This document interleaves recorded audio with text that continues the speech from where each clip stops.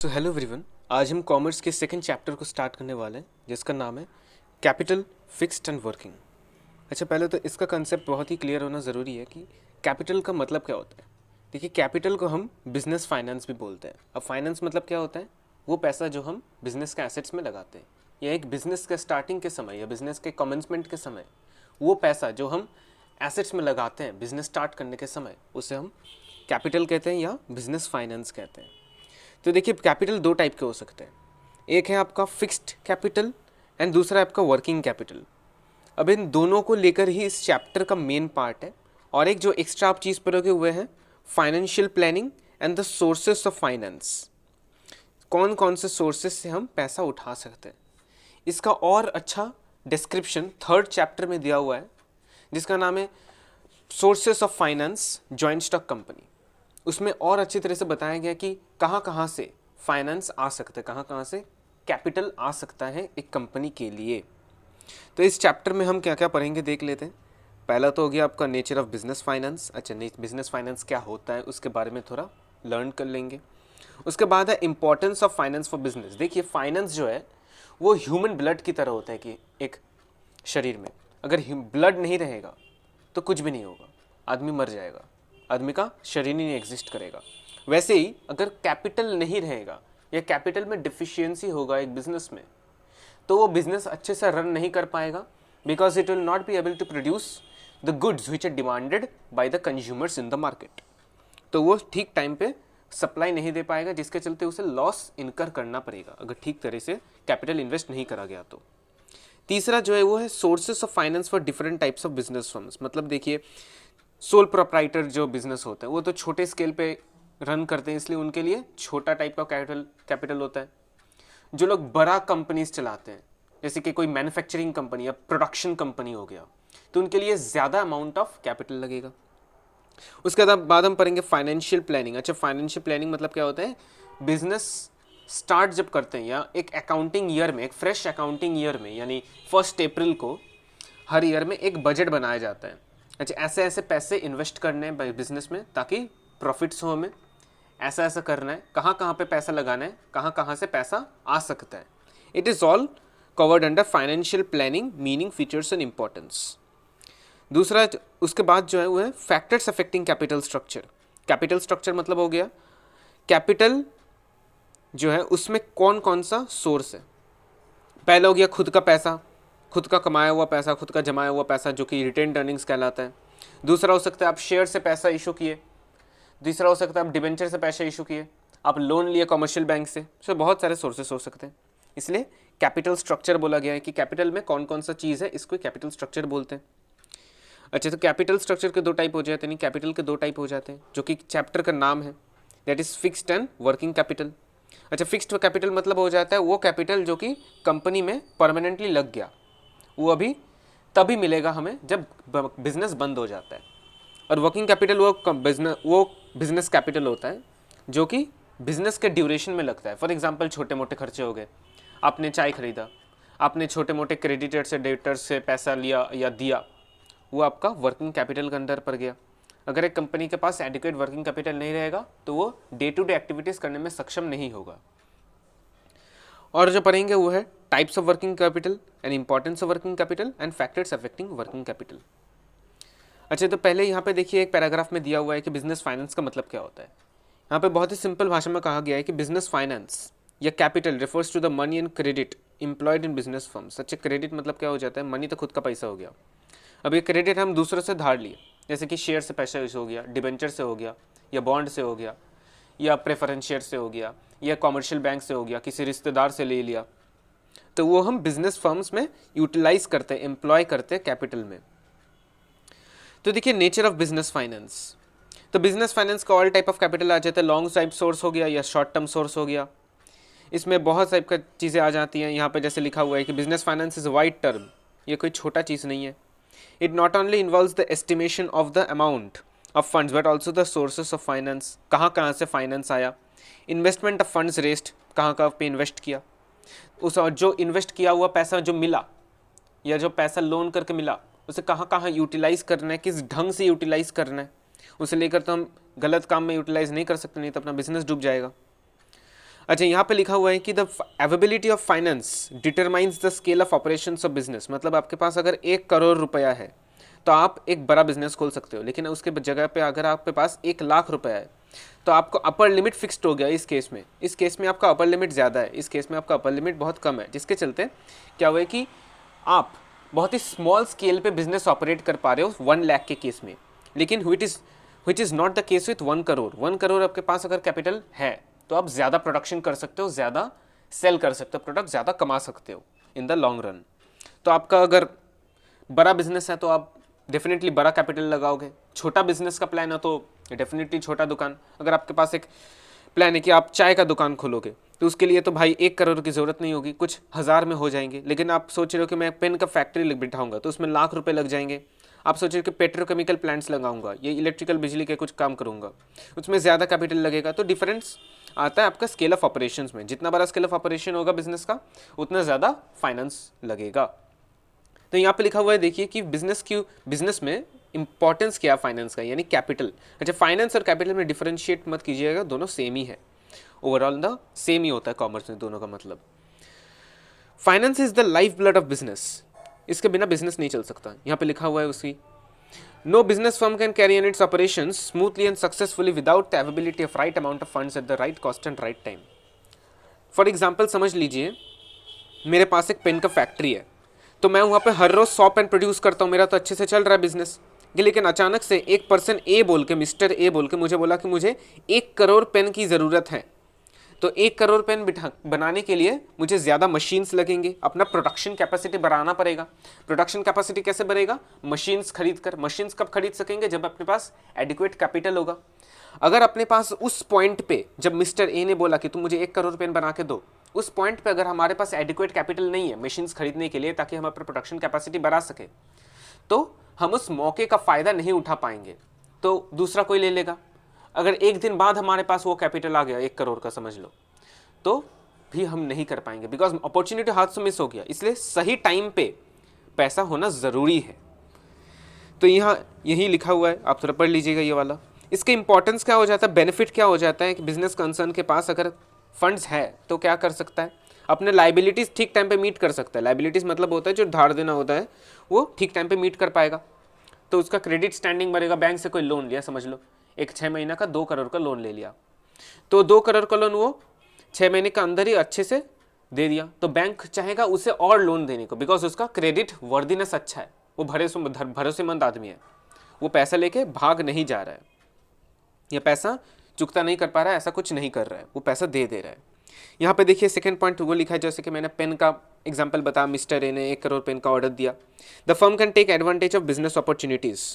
अच्छा, third point क्या है, the business can carry on its business smoothly and without any interruption. जैसे कि मैंने बताया, अपना रिपेयर भी ठीक से कर पाएगा, सब कुछ ठीक से हो पाएगा भाई। अपना availability of funds determines the size and scale of operations of business concern. जैसे कि मैंने बताया था, जितना ज़्यादा बिजनेस कैपिटल रहेगा उतना ज़्यादा मात्रा में हम प्रोडक्शन कर सकेंगे, उतना ही स्केल ऑफ ऑपरेशन हम बढ़ा पाएंगे। 1 करोड़ रुपया रहेगा तो ज़्यादा करेंगे, 1 लाख रुपया रहेगा तो कम होगा, 1000 रुपया रहेगा तो और कम होगा, डिफर करता है।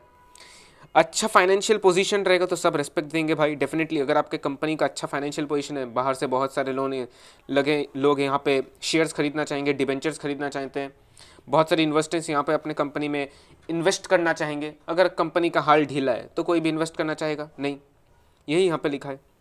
एक्चुअली यहाँ पे लिखा है देखिए, sources of finance for different types of business firm, ये थोड़ा इंपॉर्टेंट है। देखिए यहाँ पे क्या लिखा है कि बिजनेस फर्म के लिए कौन कौन से सोर्सेस हो सकते हैं पैसा उठाने के लिए। पहला तो बोल दिया सोल प्रोप्राइटरशिप बिजनेस। अच्छा, जो लोग नहीं पता है, सोल प्रोप्राइटर मतलब, सोल मतलब होता है वन एंड ओनली, और प्रोप्राइटर होता है मतलब ओनर, यानी one and only owner of A business जो चलाता है उसे बोलते हैं सोल प्रोप्राइटरशिप बिजनेस। क्लास 11 में कॉमर्स में पढ़ाया जाता है ये। Capital for sole proprietorship business, क्या लिखा है यहाँ पे, a sole proprietor operates at small scale and therefore requires a limited amount of capital. Definitely उसके पास तो भाई 1 करोड़ रुपया होगा भी तो वो अकेले कैसे मैनेज कर सकेगा, फिर तो कंपनी बनाना पड़ेगा और सारे लोगों को लेना पड़ेगा एज पार्टनर्स। तो यहाँ पे तो सोल प्रोप्राइटर है, अकेला आदमी है, वन मैन आर्मी है, तो वो जितना देख सकेगा अकेला उतना ही इन्वेस्ट करेगा, उतना ही बड़ा बनाएगा अपना बिजनेस को। इसलिए छोटा बिजनेस रखेगा तो लिमिटेड अमाउंट ऑफ कैपिटल लगेगा, तो 1 लाख में मामला निपट जाएगा। The proprietor brings in his own capital अच्छा, ओन कैपिटल यहाँ पे रिश्तेदार से लोन हो सकता है, या बैंक से लोन हो सकता है, फाइनेंशियल इंस्टीट्यूशन से लोन हो सकता है, या खुद का रिटेन्ड अर्निंग्स यानी खुद का बचाया हुआ पैसा, जो सालों से बिजनेस कर रहा है खुद का बचाया हुआ पैसा ही वहाँ पे बिजनेस में लगा दिया। Capital for partnership firm. अच्छा, पार्टनरशिप वो होता है जहाँ पे दो से ज़्यादा जने रहते हैं और दोनों प्रॉफिट्स को डिवाइड करके एक लॉफुल बिजनेस चलाते हैं। तो यहाँ पे आपका डेफिनेटली स्केल ऑफ ऑपरेशन ज़्यादा होगा, तो यहाँ पे आप लोन ले सकते हो फाइनेंशियल इंस्टीट्यूशन से। कभी कभी पार्टनर खुद का पैसा ही फर्म को लोन देता है। तो फर्म को कैसे लोन देगा, आपको क्लास 11 में पढ़ाया गया कि एक पार्टनरशिप फर्म एक सेपरेट एंटिटी है और पार्टनर्स उसके एजेंट और ओनर हैं। तो पार्टनर और फर्म अलग अलग दो एंटिटीज़ हैं, तो पार्टनर यहाँ पे फर्म को लोन दे सकता है। अच्छा, capital for joint stock company. एक जॉइंट स्टॉक कंपनी को बहुत सारा पैसा चाहिए भाई, तो वहाँ पे क्या होगा, वहाँ पे शेयर इशू करके या डिबेंचर इशू करके या बॉन्ड इशू करके, ठीक है, शेयर हो गया, डिबेंचर हो गया, बॉन्ड्स हो गया, या कमर्शियल लोन से कमर्शियल बैंक से लोन हो गया, वहाँ से ले सकता है। जो उसे ठीक लगेगा भाई वहाँ से लेगा, उसकी मर्जी। नॉर्मली शेयर्स इशू करा जाता है क्योंकि कमर्शियल बैंक से अगर लेगा तो उसको वापस देना पड़ेगा वो पैसा, लेकिन शेयर होल्डर्स तो कंपनी के ओनर होते हैं, इसलिए शेयर्स इशू करेंगे तो जो लोग खरीदेंगे वो शेयर का पैसा उन्हें तभी वापस मिलेगा जब कंपनी बंद हो जाएगा, और कंपनी तो बहुत सालों बाद बंद होगा। इसलिए कंपनी मैक्सिमम शेयर्स इशू करती है, डिबेंचर्स भी टू एक्सटेंट करती है, बॉन्ड्स भी करती है, और कमर्शियल बैंक से भी लोन्स लेती है। तो आशा करते हो आप ये चीज़ समझ गए। Capital for sole proprietorship business, capital for a partnership firm, and lastly capital for a joint stock company. इसको ही लेकर थर्ड चैप्टर पूरा पढ़ाया गया है, बहुत बड़ा चैप्टर है। वहाँ पे आपको डिबेंचर समझाया जाएगा, शेयर समझाया जाएगा। अच्छा, फाइनेंशियल प्लानिंग जो मैंने ब्रीफ में आपको बताया था, यहाँ पे क्या लिखा है देखिए, फाइनेंशियल प्लानिंग मीनिंग। ये इंपॉर्टेंट है, ये एग्जाम में आने के चांसेस बहुत ज़्यादा है, इसलिए इसको अच्छे से पढ़िएगा, बहुत ही इंपॉर्टेंट है ये। तो ये क्या लिखा है यहाँ पे, financial planning is the process of estimating the financial requirements of an organisation, choosing the sources of funds and deciding how the funds are to be utilised. इसका मतलब क्या है, एस्टिमेट करता है कि एक बिजनेस ऑर्गेनाइजेशन को चलाने के लिए कितना फाइनेंस ज़रूरत होगा। 1 करोड़ ज़रूरत हो गया, अच्छा 1 करोड़ कहाँ से उठाएंगे, सोर्सेस ऑफ फंड्स, कहाँ से इसका सोर्स निकलेगा। अच्छा, पहले तो खुद का पैसा हो गया, खुद का पैसा 10 लाख रुपए हो रहा है, बाकी 90 लाख रुपए कहाँ से लेंगे। अच्छा, 50 लाख रुपए कमर्शियल बैंक से ले लिया, 40 लाख रुपए आपको वहाँ से ले लिया डिबेंचर्स या शेयर्स या बॉन्ड्स के इशू से। सो उनका सोर्सेस ऑफ फंड्स भी डिसाइड कर लेते हैं। और जो फंड लिया 1 करोड़ रुपए, उसको तो आइडल नहीं रख सकते भाई, नहीं तो लेने से क्या फ़ायदा, बिजनेस करना है। तो उस फंड को कैसे यूटिलाइज करना है, ये भी फाइनेंशियल प्लानिंग का ही एक इंपॉर्टेंट फीचर है। अच्छा, इसका फीचर देख लीजिए, क्या बोला है कि financial planning involves deciding when, how and why of financial planning, कि कब, कहाँ, किस वजह से यूज़ करना है। इसको फॉरकास्टिंग प्रोसेस भी बोला गया बिकॉज ये फ्यूचर को डिस्क्राइब कर रहा, फ्यूचर में कितना लगेगा, ठीक है, पास्ट को तो डिस्क्राइब नहीं कर रहा। एक बजट बना रहा है, बजट तो हमेशा फ्यूचर ओरिएंटेड होता है। और यहाँ पे जो लिखा है कि objectives, policies, procedures, methods, programmes and concerning funds, ये सब टर्म आपको फिर से जब आप मैनेजमेंट पढ़ोगे तब आपको मिलेगा अच्छे से। इसको लेके अलग अलग सेक्शन है, चैप्टर्स हैं, वहाँ पे आपको अच्छे से पढ़ाया जाएगा। ऑब्जेक्टिव क्या है, पॉलिसीज़ क्या है, प्रोसीड्यूर्स क्या है, मेथड्स क्या है, प्रोग्राम्स क्या है। The scope of financial planning is wide. Definitely भाई 1-2 चीज़ उसके अंदर नहीं पड़ता, बहुत सारी चीज़ें पढ़ते हैं। आपका कितना फिक्स कैपिटल लगेगा, वर्किंग कैपिटल कितना लगेगा, कहाँ से आएगा, कहाँ से कितना रुपया आएगा। आप सोच लिए कि आपको 1 करोड़ रुपया का ज़रूरत है, अब आपके पास 2 ऑप्शन है, बैंक से या शेयर्स हैं। तो अब यह कर सकते हो कि बैंक से 50 लाख रुपए लोन ले लिया और शेयर से 50 लाख रुपए लोन ले लिया, मतलब शेयर से इशू करके 50 लाख रुपए उठा लिया। या आप ये भी कर सकते हो, बैंक से ही अकेला 1 करोड़ उठा लिया, शेयर से ही अकेला 1 करोड़ उठा लिया। तो आप पे डिफर करेगा आप कैसे उठाना चाहते हो, या फाइनेंशियल एनालिस्ट्स वो काम आपके लिए कर देंगे। अच्छा, तो फाइनेंशियल प्लानिंग का इंपॉर्टेंस क्या है, उसका रोल क्या है। अच्छा, अगर फॉर एग्जांपल आपने पहले से डिसाइड कर रखा है कि हर एक महीने में अगर आप 1 चैप्टर करोगे, अगर आपके बुक में 12 चैप्टर्स हैं, तो अगर आप के पास 1 साल है, 1 साल में कितने महीने, 12 महीने, तब हर एक महीने में अगर 1 चैप्टर करोगे तो आपके 12 महीने में 12 चैप्टर हो जाएंगे। तो आपका शॉर्टेज नहीं होगा, आपके टाइम का शॉर्टेज नहीं होगा। अब अगर आप ऐसा करोगे कि जनवरी से पढ़ना शुरू करके आप नवंबर से पढ़ना शुरू किए, नवंबर में तो भाई बहुत लेट हो जाएगा, 12 चैप्टर कंप्लीट करना मुश्किल हो जाएगा। इसलिए पहले से करते हो, आप अवॉइड करते हो ये सब प्रॉब्लम, है ना। आपके पास ज़्यादा टाइम भी नहीं होना चाहिए, कम टाइम भी नहीं होना चाहिए, आप रिवाइज भी कर लो, अपना सिलेबस भी कंप्लीट कर लो। इसलिए यहाँ पे बोला गया है कि sound financial plan helps of business enterprise to avoid the problems and shortage of surplus of funds. यानी अगर आप समझ लो कि आपको 1 करोड़ की ही आवश्यकता है, देन आप 1 करोड़ ही उठाओ। आप 1 करोड़ 10 लाख मत उठाओ या 90 लाख मत उठाओ। नहीं तो ज़रूरत के समय भाई तुम्हारे पास 90 लाख रुपए हैं, या तुम देखते हो तुम्हारे पास 10 लाख रुपए तो एक्स्ट्रा है, तुम्हें लौटानी भी तो है, उसके ऊपर बेकार का इंटरेस्ट जाएगा। तो financial planning serves as a guide as a developing a sound capital structure so as to maximise returns to share holders. देखिए शेयर होल्डर कौन होता है? Owner of the company. अब ओनर ऑफ द कंपनी क्या चाहेगा भाई? हमें पैसा चाहिए, जितना ज़्यादा पैसा हो सके हमें उतना ज़्यादा पैसा चाहिए। तो एक शेयर होल्डर चाहेगा कि डेफिनेटली मुझे ज़्यादा पैसा मिले, कंपनी का प्रॉफिट है वो यही चाहेगा। सो अगर साउंड कैपिटल स्ट्रक्चर रहेगा, अच्छे से कैपिटल को यूटिलाइज करा जाएगा तो प्रोडक्शन ज़्यादा होगा, डिमांड ज़्यादा होगा और प्रॉफिट ज़्यादा आएगा, शेयर होल्डर्स को ही प्रॉफिट है। तो इफेक्टिव यूटिलाइजेशन ऑफ फंड्स भी होता है, आपके पास एक्स्ट्रा ना तो रहता है ना ही कम होता है। आपके पास मतलब बिजनेस शॉक्स को फेस करने के लिए भी पैसा रहता है और सरप्राइजेस भी फेस करने के लिए पैसा रहता है। जैसे कि कोरोना में क्या हुआ था, बहुत सारे कंपनीज बंद हो गए थे बिकॉज उनके पास एडुकेट कैपिटल नहीं था ताकि वो अपना प्रोडक्शन जारी रख सके। अगर वो तैयार रहते ऐसे कुछ के लिए तो वो डूबते नहीं। जैसे बहुत सारे कंपनीज ने अपने आप को संभाल लिया डिस्पाइट मेनी प्रॉब्लम्स। अच्छा, उसके बाद क्या है देखिए कि while formulating financial plans the business enterprise the following factor should be kept in view. आप ये पढ़ लीजिएगा, बहुत ही ईजी है चीज़। देखिए ऑब्जेक्टिव में क्या होता है कि आपका ऑब्जेक्टिव क्या है, ठीक है ना। आपका अगर आपका ऑब्जेक्टिव है कि फाइनेंशियल ऑब्जेक्टिव मेनली क्या होता है कि आपका कम खर्चा में ज़्यादा फंड आ जाए, मतलब 1 करोड़ उठा भी लो और इंटरेस्ट भी उस पर ज़्यादा ना देना पड़े, तो और उसका अच्छी तरह से यूटिलाइजेशन भी कर सको और जल्दी भी ना हो उसे लौटाने की, और इंटरेस्ट रेट भी कम हो ताकि आपका कम पैसा जाए उसमें। तो आपको ये सब गवर्न करना है। नेचर ऑफ इंडस्ट्री, अच्छा देखिए आपका कैपिटल इंटेंसिव टेक्निक्स में आपका ज़्यादा पैसा लगेगा बिकॉज आप मशीन ज़्यादा बिठा रहे हो, और लेबर इंटेंसिव टेक्निक में वहाँ पे पैसा कम जा रहा है बिकॉज आप लेबर को पैसा दे रहे हो, मशीन्स नहीं खरीद रहे हो। तो आपका इंडस्ट्री के नेचर के ऊपर डिपेंड करेगा। साइज़ ऑफ फर्म, आपका अगर छोटा फर्म है तो कम कैपिटल लगेगा भाई, बड़ा फर्म है तो ज़्यादा कैपिटल लगेगा, और बड़ा फर्म है और ज़्यादा कैपिटल लगेगा, तो डिफर करते हैं। कैपिटल मार्केट कंडीशंस, अच्छा देखिए अगर आपका बैंक का रेट 5% है, सो अगर आप 10 रुपये लेते हो तो वहाँ पे 5% आपको इंटरेस्ट देना पड़ता है, 5 रुपये आपको इंटरेस्ट देना पड़ता है हर महीने, समझ लीजिए। तो इसी वजह से अगर आप शेयर्स इशू करते हो, आप शेयर में देते हो कि अगर आप 10 रुपये का शेयर इशू किए तो आपको उसके लिए 1 रुपये देना पड़ता है हर महीना, तो आप डेफिनेटली शेयर इशू करोगे क्योंकि लोन तो ज़्यादा एक्सपेंसिव हो जाता है। उसी तरीके से जो ज़्यादा कम एक्सपेंसिव होगा वो आप लेंगे डेफिनेटली।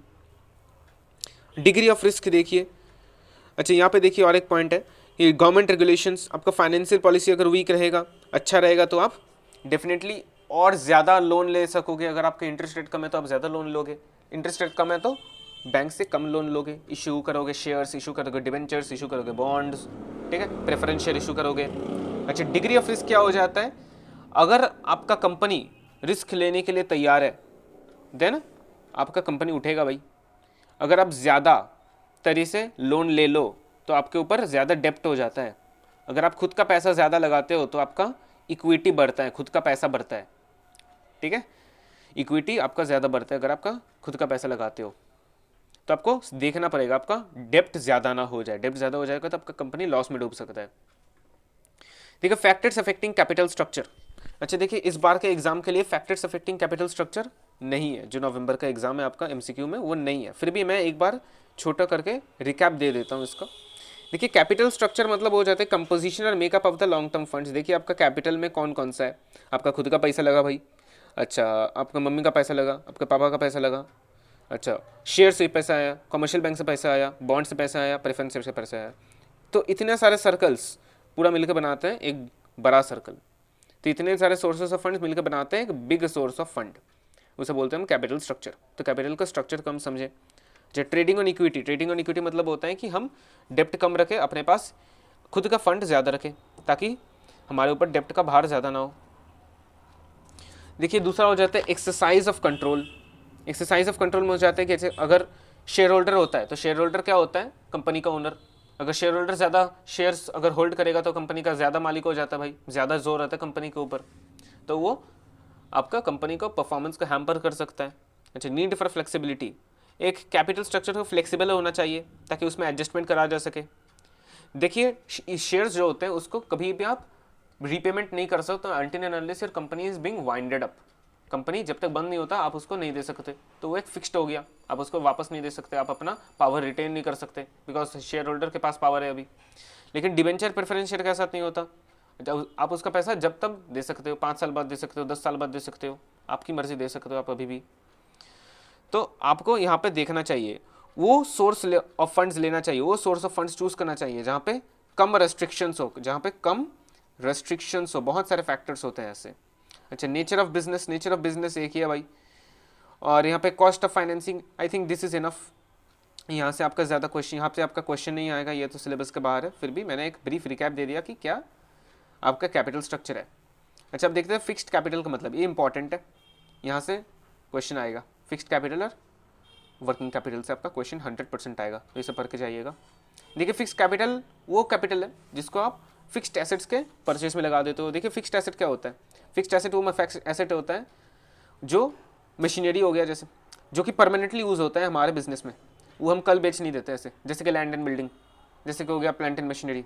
उसके बाद हो गया गाड़ी, अब आज गाड़ी खरीद रहे हो, 1 साल बाद तो नहीं बेच दोगे उसे, 5 साल यूज़ करोगे, 10 साल यूज़ करोगे, 15 साल यूज़ करोगे। लेकिन फॉर एग्जाम्पल आप एक बैग खरीद रहे हो या पेन खरीद रहे हो एक, तो पेन तो आप 10 साल यूज़ नहीं करोगे definitely, it is not a fixed asset then आप उसे बेच दे रहे हो एक शॉर्ट टर्म पे। फिक्स्ड एसेट वो एसेट हो जाता है जो बहुत ज़्यादा टर्म या परमानेंटली हम बिजनेस में यूज़ करते हैं।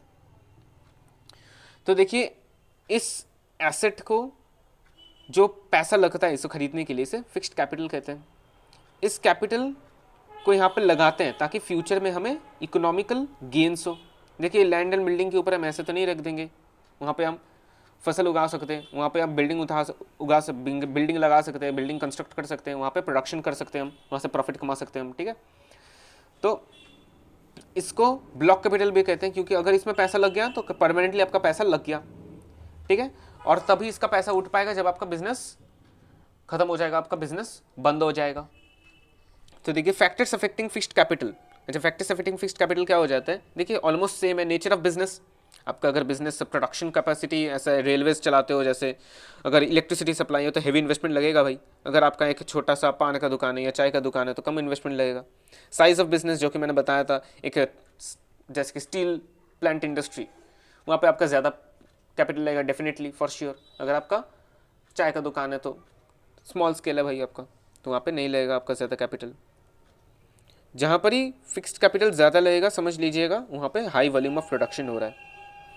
Nature of products. अच्छा, नेचर ऑफ प्रोडक्ट क्या हो जाता है? देखिए the types of products produced also determines the amount of fixed capital. देखिए कंपनी जो कि मशीनरी बनाता है या इंजन्स बनाते हैं, रेलवे का डब्बे बनाते हैं, बहुत ही भारी भरकम सामान बनाते हैं जो उसमें बहुत ज़्यादा पैसा खर्च होता है, उसमें फिक्स्ड कैपिटल ज़्यादा लगेगा। लेकिन आप अगर टूथपेस्ट मैन्युफैक्चर कर रहे हो, soap, hair oil, pen, pencils, उसमें आपका कम लगेगा। गाड़ी मैन्युफैक्चर कर रहे हो तो ज़्यादा लगेगा, शिप बिल्डिंग में लगेगा तो ज़्यादा लगेगा, शुगर मिल चला रहे हो तो कम लगेगा। अच्छा, मेथड ऑफ प्रोडक्शन 2 टाइप के होते हैं, एक है कैपिटल इंटेंसिव, दूसरा है लेबर इंटेंसिव। लेबर इंटेंसिव वो टेक्निक होता है जहाँ पे आपका लेबर ज़्यादा यूज़ होता है, कैपिटल नहीं। और कैपिटल वहाँ पे, कैपिटल का मतलब होता है कैपिटल पे ऊपर आप ज़्यादा इन्वेस्ट कर रहे हो, लेबर पे नहीं। तो आपका लेबर जहाँ पे ही ज़्यादा रहेगा वहाँ पे आपका इन्वेस्टमेंट ज़्यादा नहीं लगेगा। लेकिन आपका जहाँ पे कैपिटल इंटेंसिव टेक्निक रहेगा वहाँ पे आपको मशीनरी पे इन्वेस्ट करना पड़ेगा एंड ग्रेजुअली आपको ज़्यादा फिक्स्ड कैपिटल इन्वेस्ट करना पड़ेगा। अच्छा, डाइवर्सिटी ऑफ प्रोडक्ट लाइन्स मतलब हो जाता है, फॉर एग्जाम्पल ए कंपनी है और बी कंपनी है। ए कंपनी मैन्युफैक्चरिंग करता है और बी कंपनी उस मैन्युफैक्चरिंग चीज़ को असेंबल करता है। फॉर एग्जांपल ये गाड़ी के सब, फॉर एग्जांपल एम्बेसडर का इंजन बन रहा है, स्टीयरिंग बन रहा है, ये सब मैन्युफैक्चर कर रही है और ये इसको दे रहा है तुम असेंबल कर दो। तो किसका खर्चा ज़्यादा होगा, ए का या बी का? डेफिनेटली ए का, बिकॉज ये मशीन से बना रहा है, बहुत ही भारी भरकम प्रोडक्ट है भाई, ठीक है। तो डेफिनेटली इसमें ज़्यादा लगेगा। एक multi product company manufacturing diversified products required most fixed capital then a firm manufacturing a single product. For example ऐसा भी हो सकता है कि समझ लीजिए मेरा सिर्फ पेन का बिजनेस है तो मेरा फिक्स्ड कैपिटल कम लगेगा। आपका पेन का है, पेंसिल का है, बुक का है, कॉपी का है, टेबल्स का है, मतलब प्लास्टिक टेबल्स का हो गया। उसके बाद आपका हो गया प्लास्टिक का बिजनेस हो गया, आपका वुड का बिजनेस हो गया। इतने सारे बिजनेस आपको ज़्यादा फिक्स्ड कैपिटल लेंगे इसको चलाने के लिए। अच्छा देखिए यहाँ पे ये भी लिखा है जो मैंने बोला अभी, Similarly, an enterprise manufacturing each part of the finished product by itself requires a greater amount of fixed capital as a compared to a firm which buys components parts from outside and simply assembles in its factory. Assemble करना में तो ज़्यादा पैसा नहीं लगेगा भैया. अच्छा, mode of acquiring fixed assets. अच्छा, mode of acquiring fixed assets मतलब क्या हो जाता है? एक business firm when purchases fixed assets on cash down basis requires huge amount of fixed capital. देखिए क्या हो गया, आप एक land and building, for example एक कंपनी ए है, कंपनी बी है. कंपनी ए क्या करता है, भाड़ा लेता है हमेशा बिल्डिंग का. बी क्या करता है, जो भी बिजनेस चलाता है पूरा खरीद लेता है एक बिल्डिंग. तो किसका खर्चा ज़्यादा होगा? डेफिनेटली बी का, बिकॉज बी खरीद ले रहा है 10 लाख 20 लाख देके और ए 10,000 20,000 रेंट दे रहा है. तो किसका खर्चा ज़्यादा होगा? बी का. सो बी को ज़्यादा कैपिटल इन्वेस्ट करना पड़ेगा, फिक्स्ड कैपिटल डेफिनेटली. अच्छा, इंटेंजिबल एसेट्स, अगर आप गुडविल एक्वायर करते हो, पेटेंट्स एक्वायर करते हो, कॉपीराइट ज़्यादा एक्वायर करते हो. फॉर एग्जांपल आपने कुछ बनाया जो कि बहुत ही यूनिक है, उसका आपको कॉपीराइट ले लेना पड़ेगा ताकि वो कोई कॉपी नहीं कर सके.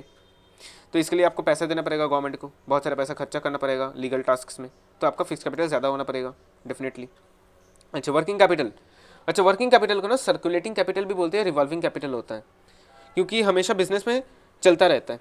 फॉर एग्जांपल छोटे छोटे कंपनीज़ में ज़्यादा लगता है या बड़े बड़े कंपनीज़ में भी ज़्यादा लग सकता है, डिफ़र करता है आपका क्या आप बना रहे हो, क्या काम कर रहे हो. एक डे टू डे ऑपरेशंस में जो भी पैसा लगता है वो वर्किंग कैपिटल हो जाता है. अच्छा, देखिए यहाँ पे आपका एक चार्ट भी दिया हुआ है कि कैश, रॉ मटेरियल्स खरीदा, कैश आया उससे हम रॉ मटेरियल्स खरीदे. अब रॉ मटेरियल्स आए तो उससे लेकर तो कुछ करेंगे भाई डेफिनेटली, तो उसको वर्क में लगा दिया, तो उससे कुछ बना रहे हैं, बनाना हो गया, फिनिश्ड गुड्स. अब पैसा आया उससे, तो पैसा क्या है? कैश. अब फिर से प्रोसेस रिपीट होता गया. इसमें जो पैसा लगता है वो है वर्किंग कैपिटल. अब वर्किंग कैपिटल भी कुछ टाइप्स है, वो हम पढ़ लेंगे. जैसे कि आपका वर्किंग कैपिटल के दो अब टाइप होते हैं, देख लीजिए. ग्रॉस वर्किंग कैपिटल एक नेट वर्किंग कैपिटल. अच्छा, ग्रॉस वर्किंग कैपिटल हो जाता है कि फॉर एग्जांपल आपका कंपनी में 10 लाख रुपए का एसेट है, ये आपका ग्रॉस वर्किंग हो गया. लेकिन नेट वर्किंग क्या हो गया? Current assets minus current liabilities. Current asset क्यों? करंट मतलब होता है जो 12 महीने के अंदर होता है, जो 1 ईयर के अंदर. और नॉन करंट मतलब होता है 1 ईयर के अंदर नहीं, मतलब मोर देन 1 ईयर डेफिनेटली. सी आपके current assets minus current liability कर रहे हो आप. अच्छा, ये सब कहाँ पे काम आता है? अच्छा, वेजेस देते हैं हम, सैलरीज देते हैं. अच्छा, वेजेस और सैलरीज में डिफरेंस समझ लीजिएगा. वेजेस वो होता है जो हम वर्कर को देते हैं दिन का दिन, और सैलरी वो होता है जो हम स्टाफ को देते हैं मंथली. अच्छा, types of working capital. Working capital ना दो टाइप के होते हैं, एक है परमानेंट वर्किंग कैपिटल, एक है टेम्पररी वर्किंग कैपिटल हो गया. अच्छा, परमानेंट वर्किंग कैपिटल का दो टाइप हो गए, इनिशियल और रेगुलर. अच्छा, परमानेंट वर्किंग कैपिटल मतलब क्या होता है? वो कैपिटल जो हम परमानेंटली लगा देते हैं बिजनेस में करंट एसेट खरीदने के लिए, करंट एसेट में पैसा इन्वेस्ट कर दिया हम. अच्छा, टेम्पररी वर्किंग कैपिटल क्या होता है? वो कैपिटल जो हमें एडिशनली ज़रूरत पड़ती है. फॉर एग्जाम्पल अभी आपको मिस्टर ए ने आपको 1 करोड़ पेन बनाने का ऑर्डर दे दिया, तो आपको एडिशनल वर्किंग कैपिटल लग गया भाई, क्योंकि आपने तो उसकी आशा नहीं की थी, तो आपने एक्स्ट्रा वर्किंग कैपिटल लग गया वो. देखिए, उसके भी दो टाइप होते हैं, सीजनल, स्पेशल. अच्छा, सीजनल मतलब होता है फॉर एग्जांपल छतरी. छतरी ज़्यादा कब सेल होता है? रेनी सीजन में. तो रेनी सीजन में ज़्यादा पैसा लगेगा, ज़्यादा वर्किंग कैपिटल लगेगा as compare to in winter और समर. अच्छा, स्पेशल वर्किंग कैपिटल मतलब होता है कुछ इमरजेंसी के समय, जैसे कि अभी कोरोना आ गया तो आपका रिसेशन में चला गया इकोनॉमी, या डिप्रेशन में चला जा रहा है इकोनॉमी. तो इसमें क्या होगा, आपका कंपनी को एक्स्ट्रा फंड्स साइड में रख देना चाहिए था ताकि अभी उसे हेल्प हो सके, क्योंकि अभी तो भाई प्रोडक्शन नहीं हो रहा है, सेल नहीं हो रहा है, पैसा नहीं आ रहा है, तो वो उसे हेल्प कर सके वो पैसा. ये स्पेशल वर्किंग कैपिटल. जी, इनिशियल वर्किंग कैपिटल क्या होता है? वो बिजनेस के कमेंसमेंट के टाइम होता है. पहले फॉर एग्जांपल आपका कंपनी है, तो आप कुछ प्रोडक्शन करोगे, उसके लिए आपको वर्किंग कैपिटल की ज़रूरत होगी. क्यों? फिक्स्ड कैपिटल की ज़रूरत नहीं होगी, बिकॉज फिक्स्ड कैपिटल आपने ऑलरेडी इन्वेस्ट कर लिया है नॉन करंट एसेट्स में, यानी मशीन में हो गया, ये सब में, लैंड एंड बिल्डिंग में हो गया. अब लैंड एंड बिल्डिंग तो ऐसे नहीं खरीदा, उसमें कुछ मशीन्स बिठाए. अब मशीन्स बिठाकर आपको उसमें प्रोड्यूस करना है. प्रोड्यूस करने के लिए चाहिए रॉ मटेरियल. अब रॉ मटेरियल खरीदोगे आप, अब आपको पहले से कोई तो क्रेडिट सेल नहीं करेगा, आपको कोई एडवांस पेमेंट नहीं देगा. अपने नया कंपनी है भाई, नया कंपनी है, तू क्या हमसे क्रेडिट लेगा, क्या एडवांस लेगा? तो आपको खुद का पैसा लगाना पड़ेगा. ऐसे करके करके आपको ग्रो करना पड़ेगा. तो ओनर जो होते हैं कंपनी के, उन्हें ही पहले वर्किंग कैपिटल लगाना पड़ेगा इनिशियली. अच्छा, यहाँ पे क्या लिखा है? रेगुलर वर्किंग कैपिटल, जो कि रेगुलरली लगता है. चाय वाय का हो गया, या थोड़े मोटे जो पेटी कैशेस होते हैं. पेटी कैश एक्सपेंसेस अकाउंट्स में पढ़ा होगा अपने क्लास 11 में, उसमें हो गया आपका। और टेम्परेरी वर्किंग कैपिटल, सीजनल और स्पेशल तो मैंने बता ही दिया। अच्छा, इंपॉर्टेंस ऑफ वर्किंग कैपिटल क्या हो जाता है? इंपॉर्टेंस आपके सिलेबस में नहीं है, फिर भी बता देता हूँ। स्मूथ वर्किंग हो जाता है कंपनी का, ठीक है। हाई क्रेडिट वर्दीनेस हो जाता है। अच्छा, टाइमली पेमेंट ऑफ ड्यूज हो जाता है, मतलब पैसा ठीक टाइम पे दे पा रहे हो अपने लाइबिलिटीज़ को। अच्छा, स्मूथ वर्किंग मतलब होता है आराम से चल रहा है, सबको वेजेस दे पा रहे हो, सैलरीज दे पा रहे हो ठीक टाइम पे।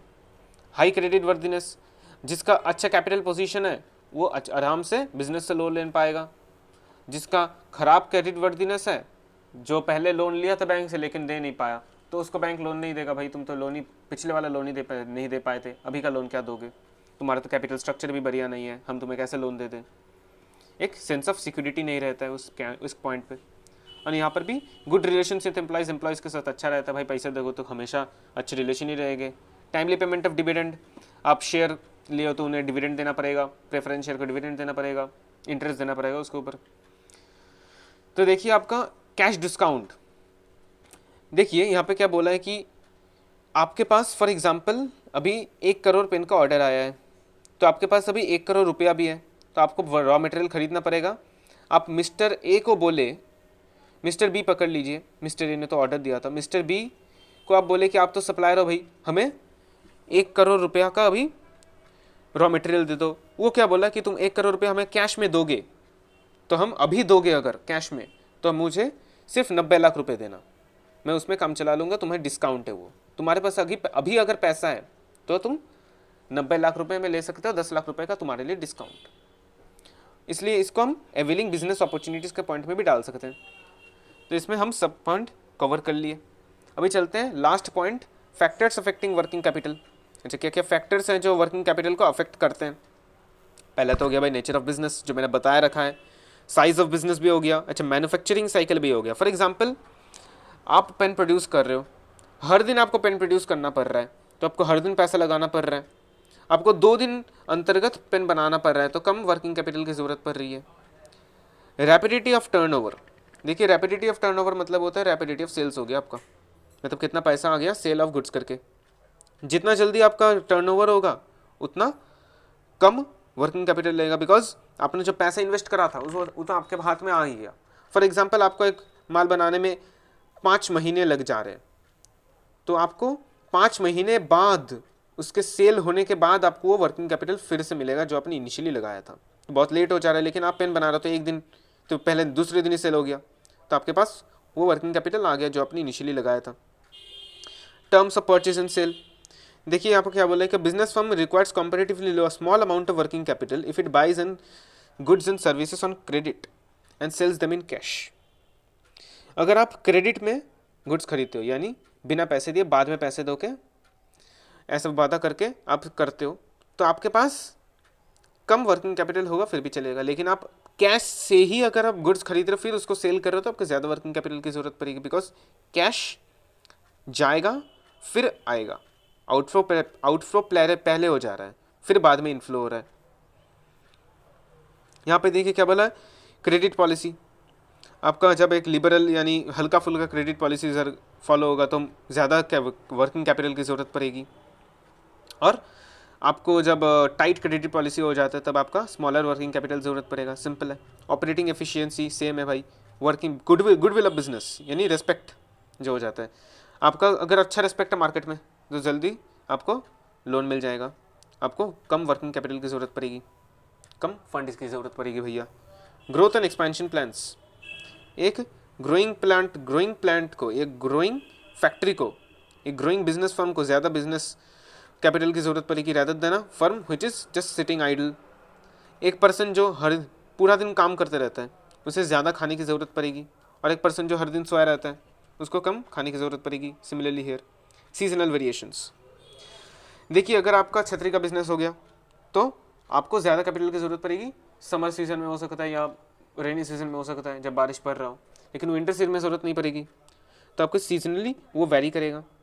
साइक्लिकल, अच्छा देखिए फॉर एग्जांपल मार्केट अच्छा चल रहा है अभी, बोलते हैं ना कि मार्केट में अच्छा चल रहा है, अभी बिक्री ज़्यादा हो रहा है, डिमांड ज़्यादा है, तो आपको ज़्यादा प्रोडक्शन करना पड़ेगा, ज़्यादा प्रोडक्शन के लिए ज़्यादा पैसा लगाना पड़ेगा, तो वहाँ पर भी आपका बिजनेस कैपिटल डिफर करेगा डेफिनेटली वर्किंग कैपिटल।